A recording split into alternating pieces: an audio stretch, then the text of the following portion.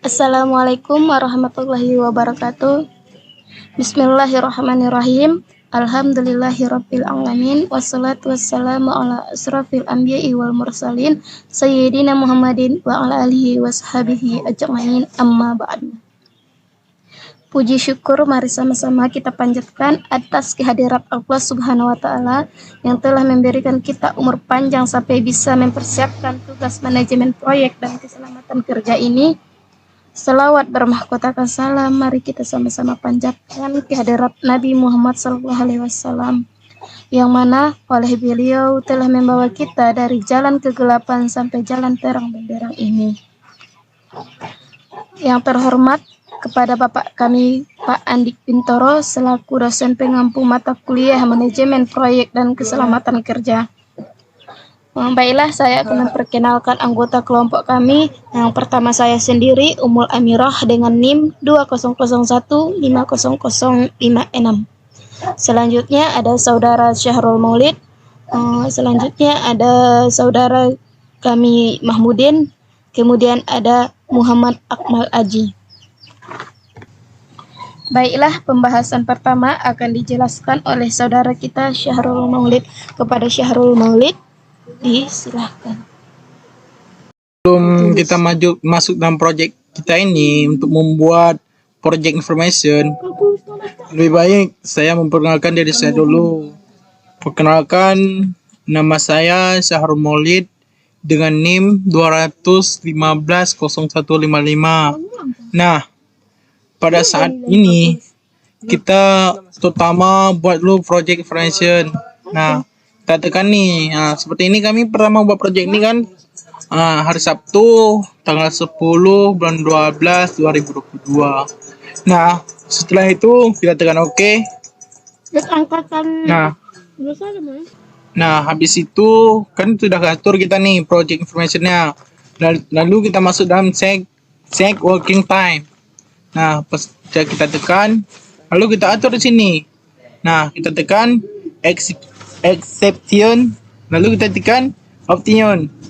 Nah, di sini kan ada nih dari hari Senin Januari. Nah, kita buat sini kan hari Sabtu. Nah, bulan Desember.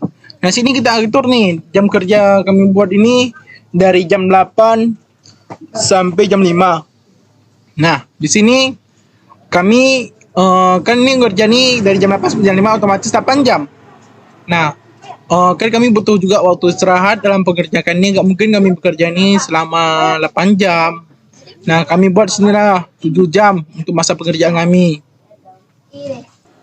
Berarti dan untuk kan ini kan per jam. Nah, 7 jam kami bekerja dalam satu hari. Nah, untuk jam per minggu, berapa jam kita per minggu dalam kerja? Kalau otomatis kerja dalam satu minggu tuh libur satu hari dalam per minggu itu. Otomatis dalam satu minggu itu terjadi 42 jam.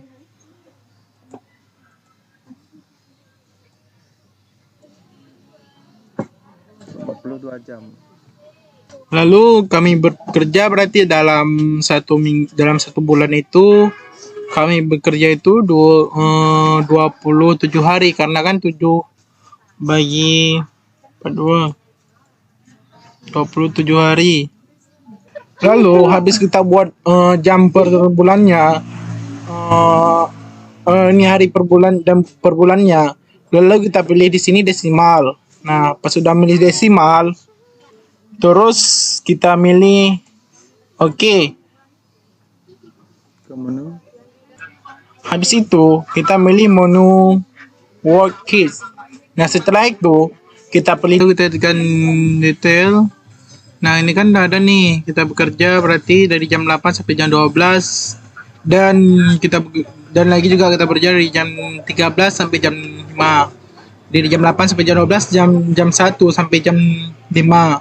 Nah, habis itu kita tekan OK dan lalu kita juga pilih menu OK. Habis itu kita akan mengisi text name yang habis kita buat. Kalau yang nomor satu yang ngomong bilang aja kayak gitu, ya kan? Enggak ada dia komen kayak gitu. Nah, kan? Iya. Jelek kali tulisan gini, gini, gini. Ya udah kau yang nulis, aku yang ngomong bilang. Hmm? Siapa? Siap. Kan ada Sahrul. Ya. Ya kan Rul? Ini salah.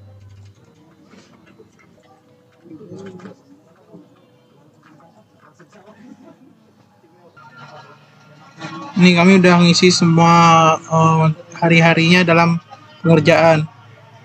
Berarti kami semuanya itu 2 minggu dalam pekerjaan rumah kos ini. Perencanaan bangun kos rumah kos.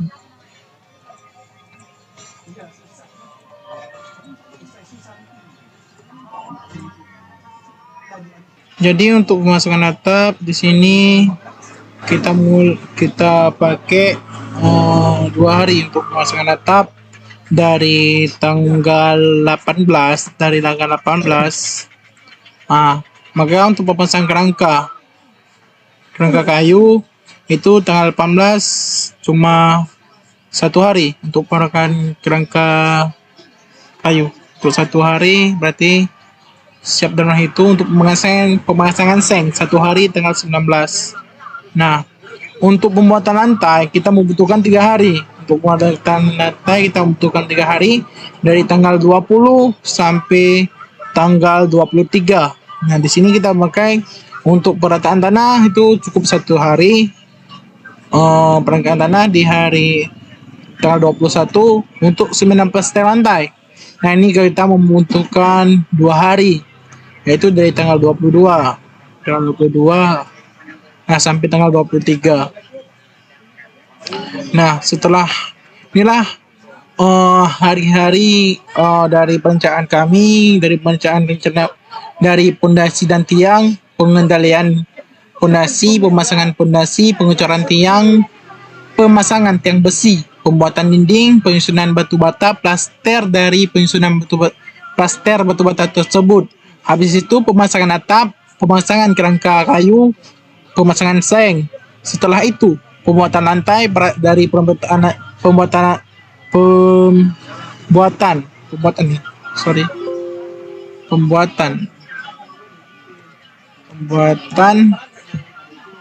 dari pembuatan lantai ini itu 2 tahap yaitu perataan tanah dan semen sama plaster lantai tersebut.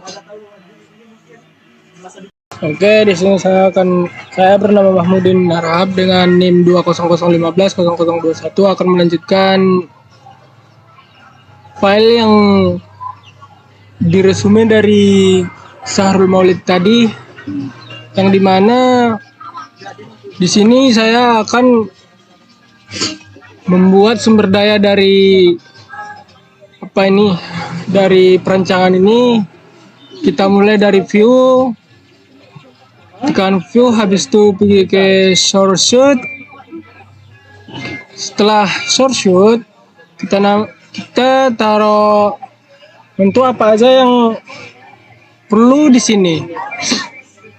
Name source shoot ini apa aja yang dibutuhkan, apa aja pengeluaran atau buat RAB dalam proyek yang tadi. Untuk yang pertama, di sini kami memasukkan yaitu bahan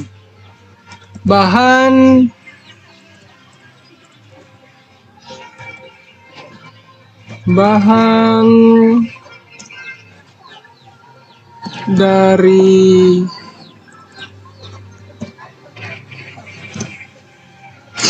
proyek tersebut.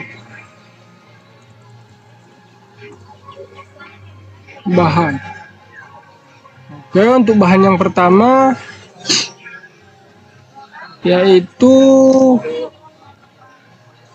semen,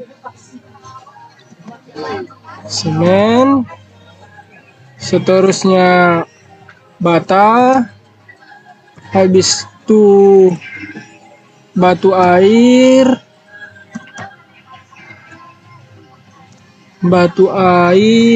atau batu sungai yang sering kita dengar. Setelah itu kita memerlukan di sini pasir pasir sebanyak sini kira-kira 2 mobil. Seterusnya kita juga memerlukan kayu untuk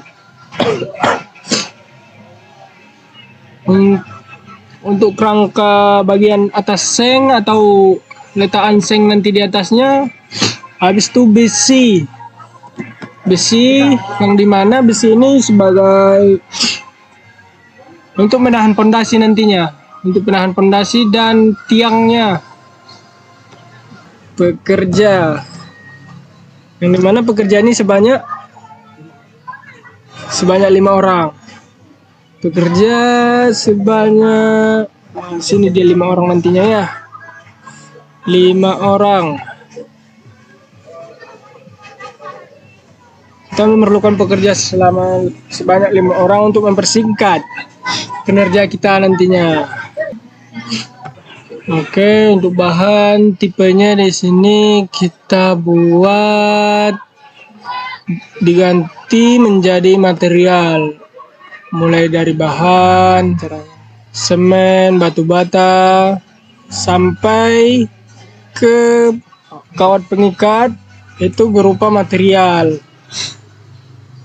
Dan untuk pekerja sendiri kita taruh di sini kas atau pekerja.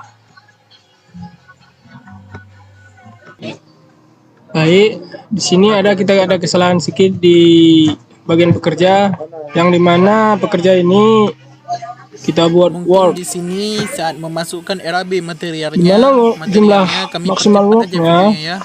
terdapat 5 orang.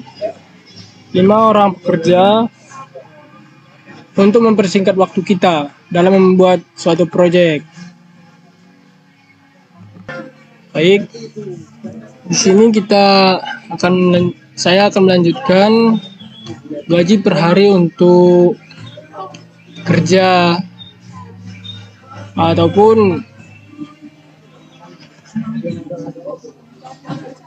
serta harga-harga bahannya yang akan kita penuhi.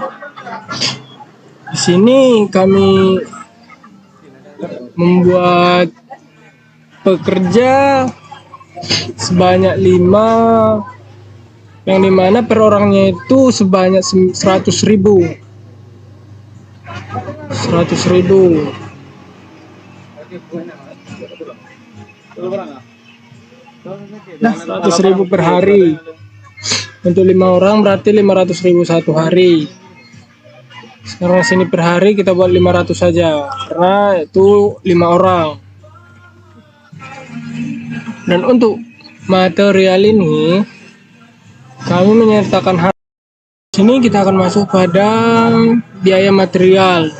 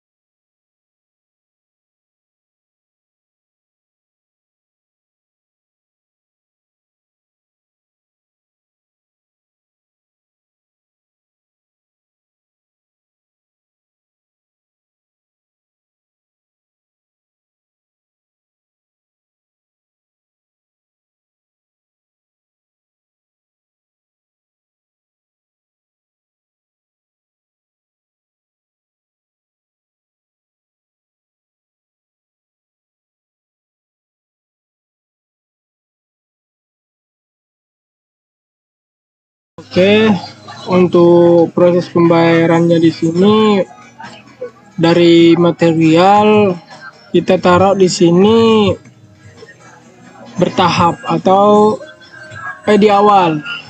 Dan untuk pekerjaan nanti baru kita buat bertahap. Sini kita akan membuat di awal semuanya mulai dari semen sampai kawat pengikat. Dan untuk pekerja sendiri, di sini kita akan buat bertahap. Untuk off-road sendiri, di sini kami merogoh budget sebanyak 6.500.000 rupiah. 6.500.000 untuk keseluruhan sampai proyek ini selesai. Baik, setelah data semua selesai, kita masuk untuk tahap terakhir, yaitu kita masuk ke teks. Habis dari teks, kita ke gun card. Masuk ke gun card, yang dimana pada gun card ini, habis dari sini kita tekan grafik. Setelah grafik, kita tekan sisi kanan untuk show speed. Nah, baik, kami di sini sudah memasuki data pekerja tanpa kami merekam tadi. Sini kami membahas sekilas tentang kami sudah masukin datanya ya. Nah, pada penggantian pondasi, ini kan sudah termasuk nih pondasi pekerja 5 orang. Skrup membutuhkan 2 buah skrup karena 2 pekerja yang akan memegang skrup, dan 3 cangkul yang membutuhkan 3 orang untuk mencatok tanah. Untuk mencatok tanah ada butuh 3 orang, yaitu 3 cangkul. Nah, pada pemasangan pondasi di hari kedua kami bekerja, dan hari ketiga itu butuh kerja 5 orang. Nah, di mana untuk yang semen itu 2, batu airnya 1 truk, maksudnya 1 truk, dan marnya ada 2 orang. Marnya ada karena ada waktu pekerjaannya 2 hari. Dan untuk selanjutnya ada pengecoran tiang. Di pengecoran tiang itu kita membutuhkan 5 orang untuk semen 5 dan pasir 1. Ini 1 ini bisa dimaksud berapa ya, 1 kilo atau gimana gitu. Pokoknya dibagilah, kan kami punya semen tuh 2 truk. Pasir, kami punya pasir 2 truk. Lalu kami bagilah untuk persiapan pembangunan rumah kos ini. Nah, untuk pemasangan tiang besi, di sini kami membutuhkan pekerja 5 orang juga, karena kan pekerja kami membayar tiap hari, yaitu dengan jumlah berapa tadi, 5 juta. Nah, untuk kawat pengikat itu membutuhkan 20, termasuk dari besi yang kecil dan kawatnya. Besi yang kecil yang akan diikat berbentuk persegi 4 di besi yang batang. Nah, untuk selanjutnya ada pembuatan dinding, yaitu di mana pembuatan dinding itu kan kita membutuhkan batu bata, di mana pekerja kita itu 5 orang yang bekerja dari jam 8 sampai jam 10, dari jam 8 sampai jam 5 sore. Nah, di sini kami membutuhkan 10.000 batu bata karena permanen kami buat bentuk rumahnya, bentuk permanen. Nah, membutuhkan pasir ini bagi dari 2, dari 1 truk itu bagi 2. Nah, dari semen membutuhkan 6 semen. 6 sak semen. Nah, untuk plaster, disinilah kami butuh semen yang terbanyak 10 sak, karena untuk pengecoran dan 9 pemelasterannya.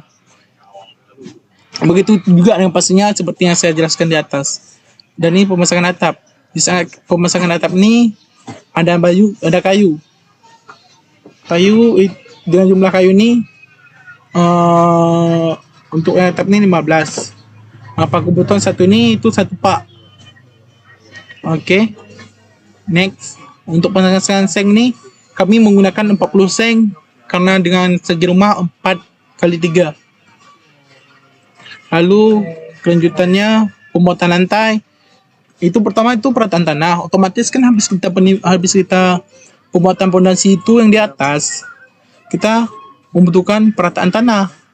Dan tanah kan itu kita dari pengalian itu kita naikin ke atas tanah, otomatis tidak rata. Dan kita membutuhkan perataan tanah, yaitu kita ratakan tanah menggunakan cangkul. 3 orang yang megang cangkul, tuh ada 3 cangkul. Yang tadi di atas juga kita punya 3 cangkul dan skrup 2 untuk 2 orang. Nah, selanjutnya itu semen plaster lantai. Nah, di sini kita kan butuh ada pekerja kita 5 orang nih di hari terakhir nih. Nah, untuk semen tuh kita menggunakan mangsa untuk untuk semen lantai dan plasterkannya nanti. Nah, untuk pasir seperti yang saya jelaskan di atas tersebut. Demikian dari presentasi kami untuk membuat proyek ini. Untuk rincian anggaran yang kami keluarkan, bentar lagi ada di video selanjutnya. Baik, saya akan melanjutkan tentang pengeluaran dana awal dan dana keluaran. Dana awal sebesar 25 juta rupiah. Dana keluaran dari hasil pembangunan kos yaitu 20.260.000. Dengan adanya pembangunan kos tersebut, yaitu dengan biaya kos dalam 1 tahun 6 juta. Dalam 2 kamar kos berarti anggaran akan didapatkan dalam per tahun yaitu 12 juta. Untuk membutuhkan waktu agar dana pengeluaran untuk kos selama 2 tahun yang jumlahnya 24 juta rupiah, di mana 2 tahun dana pengeluaran kembali lagi 20.260.000 rupiah dari dana keluaran, dan dana keuntungan dalam 2 tahun yaitu 3.740.000. Dan baik, sekian.